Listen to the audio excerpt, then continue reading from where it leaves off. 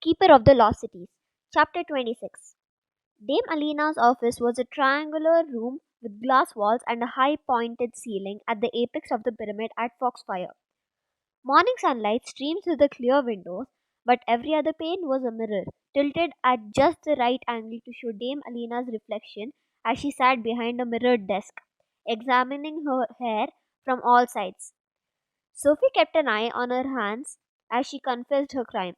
She didn't want to see the disappointment on Alden's or Targan's face or Dame Alina's reflections glaring at her from every direction. This was so much harder than telling Grady and Adeline before she left for school. They had just nodded, forgave her, and hoped she didn't get into too much trouble. What do you think, Dame Alina? Alden asked when Sophie finished. His voice was neutral, not angry, but not gentle either. Dame Alina pursed her lips. She violated the ethical regulations of telepathy. She did indeed, Targan murmured. And I'm sure some here feel she should be exiled for that. He glared at Alden. Sophie froze. Would the council exile her? And here she had thought all she was facing was expulsion. Expulsion. Alden sighed. No one is suggesting about no one is suggesting anything of the sort. Sophie released the breast she had been holding. Right, Targan grumbled, because it would be absurd to exile an innocent girl, but a man with family to care for. I will not have this argument again, Targan. It was the council's ruling. I had no choice but to obey. There's always a choice, Targan insisted, quietly. Sophie knew they were talking about Prentice, and she knew she should be curious. But ever since she realized he was the one who had abandoned her, she didn't want to be interested in what had happened to him. It hurt too much to think about. Now, boys, Dame Alina said, rising from her chair with an elegant flourish. She smoothed her hair in her dozens of reflections. Can't we play nice? No one said anything. Dame Alina sighed, then she turned to Alden, flashing a wide smile. What do you think the punishment should be? Targan snorted. Yes, let's leave it up to him. Why bother asking her telepathy mentor how she should be punished for violating the rules of telepathy? He is the one reporting to her on the council, Dame Alina argued. Sophie had to stifle her gasp. Alden was reporting on her too? How closely was the council watching her? Yes, everyone knows he is good at that, Targan growled. Alden sighed but said nothing. Don't forget your place, Sir Targan, Dame Alina said icily. As long as you are a mentor, you will respect my authority, and I'd like to know what Alden advises. Of course you do, he said under his breath. Everyone knows how you favor him. Excuse me? Dame Alina hissed. Alden closed his eyes, shaking his head, but Targan straightened his shoulders like he wasn't backing down. It's hardly a secret that you tried to stop his wedding to Della. Really? Sophie blurted, unable to stop herself. Dame Alina flushed bright red and her mouth flapped a few times, like she wanted to speak but couldn't get her tongue to work. Alden ran his hands through his hair. All of that is neither here nor there, isn't it? Targan asked. This whole process is pointless. Sophie won a pardon from this plotching match. Can't she hand that over and consider it punishment served? And allow her to believe that cheating is tolerated? Dame Alina huffed, still struggling to recover her dignity. Certainly not. But didn't actually cheat, Tigan pointed out. And the fact that we are here at all tells us she regrets it. She didn't have to confess, Alden added. Targan stared at him for a second, like he couldn't believe they were on the same side. She should still have us to serve detention. At minimum, Dame Alina insisted. That's ridiculous, Targan argued. Can I say something? Sophie asked, stunned by her sudden courage. Her mouth went dry as they all turned to stare her. I'll serve the detention. Seeing how she had disappointed everyone made her ill. She didn't deserve to get off easy, and the smile hiding in the corners of Alden's mouth told her she had made the right decision. Dame Alina nodded. Good. Then I'm assigning you detention until the end of midterms, and you are not to tell anyone the reason you are being punished. Is that clear? What will you tell Lady Galvin? Sophie asked. I'll explain the situation to her. No reason to worry. The warmth in Alden's voice melted the sickening guilt in her stomach. It wasn't a perfect solution, but at least she'd be able to sleep at night again. Well, once she stopped worrying about her midterms and Bront. One problem at a time. It was becoming a theme in her life. Where are you going? Dex asked when Sophie turned to head away from the cafeteria. So much for her plan of slipping away unnoticed. She stared at her feet. I can't sit with you guys today. I have detention. Detention? They all repeated, loud enough to turn a few heads. How long do you have it for? Dex asked. Till the end of midterms, she mumbled. The end of midterms? Jancy whistled. Dude, what do you do? I don't want to talk about it. She gave a small smile and bolted before they could ask one more question. The detention hall was in the glass pyramid, one floor beneath Dame Alina's office. The ceiling was low and the windows blocked more light than they let in, giving the room a gloomy atmosphere. Sophie tried to sneak in without being seen by the 20 or so other kids, but Sir Conley recognized her from the elementalism sessions. Welcome, Miss Foster, he announced, and every head turned her way. He brushed a hand across his dark long hair and waved toward the row of uncomfortable desks. Take a seat and settle in. I have a quite I have quite a treat for everyone today. She ignored the stares as she sank into the first empty chair. She caught Keith's eye from the desk in the corner. He grinned and gave her thumbs up. Ready for more siren song?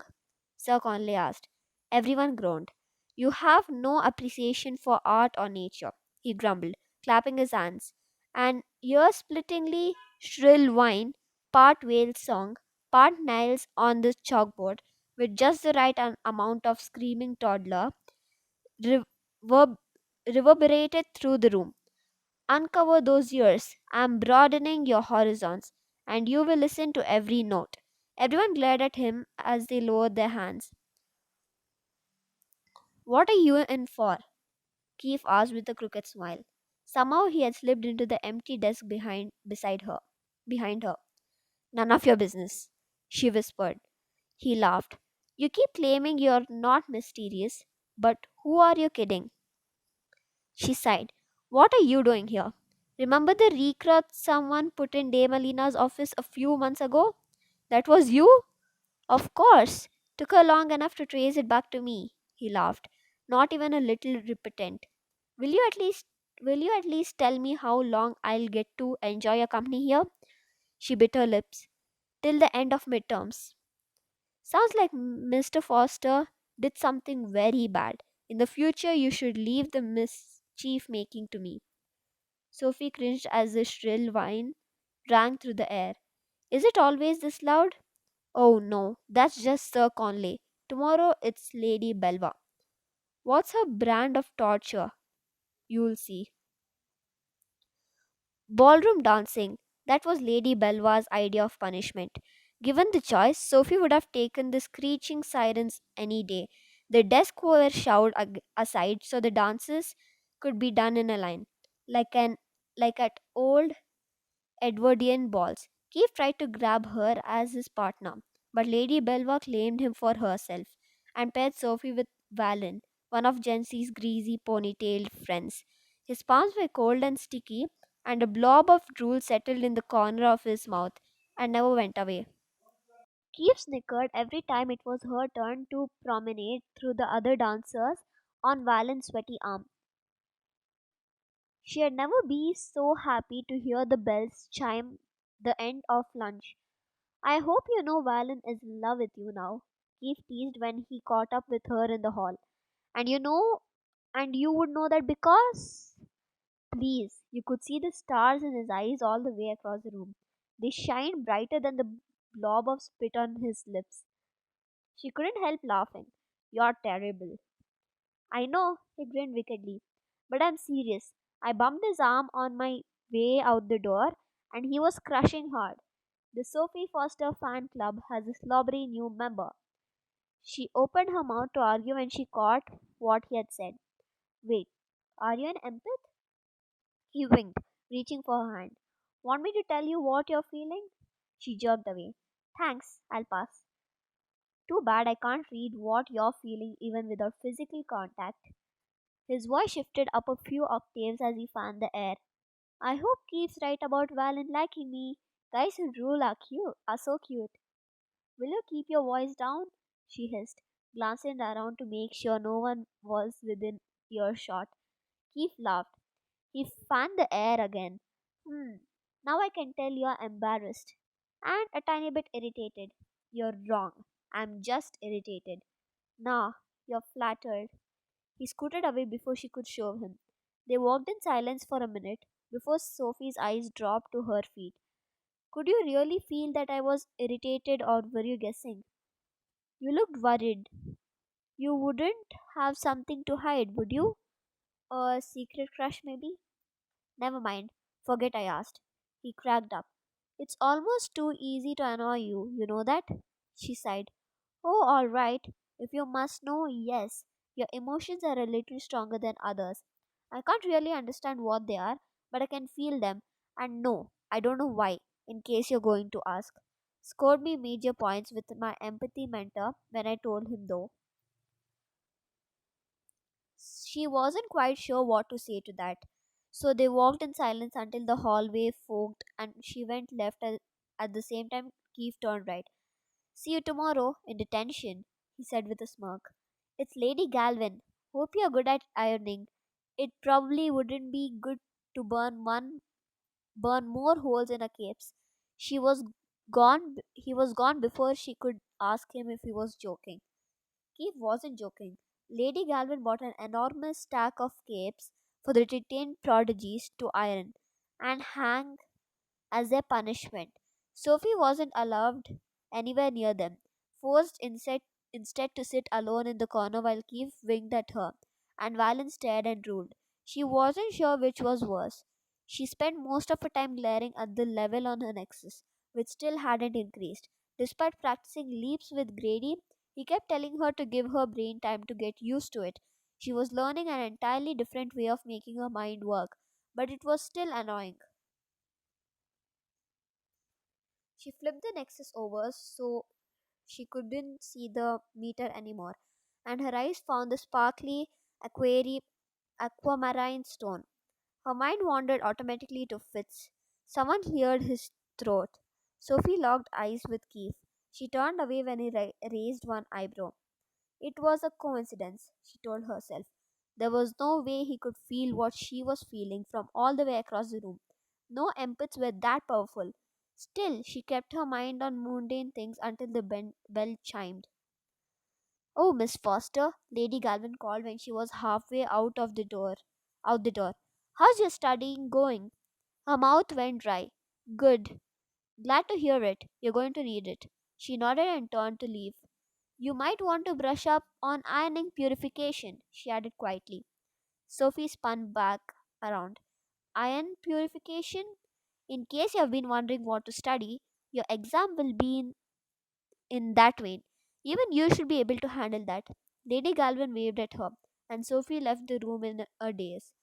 Did she really tell her what would be on the test? Did she really pick iron purification the easiest transmutation in alchemy? How was detention? Dex asked when she found him at the lockers. Good, she said, still struggling to wrap her mind around what happened. Actually, it was better than good, but he was looking at her like she was a freak, so she didn't elaborate as she traded books. Hey, Dex. Yeah? Do you think you can help me practice iron purification this weekend?